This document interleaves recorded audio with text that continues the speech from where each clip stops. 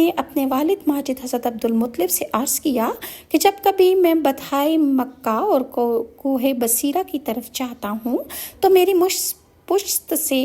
نور چمکتا دمکتا ظاہر ہوتا ہے اور وہ 2 حصوں میں تقسیم ہو کر مشرق اور مغرب کی طرف چلا جاتا ہے، پھر جمع ہو کر ابر کی شکل اختیار کر کے میرے اوپر سایہ فگن ہو جاتا ہے۔ پھر میں دیکھتا ہوں کہ آسمان کے دروازے کھلتے ہیں اور یہ ابر پارا مدور شکل اختیار کر کے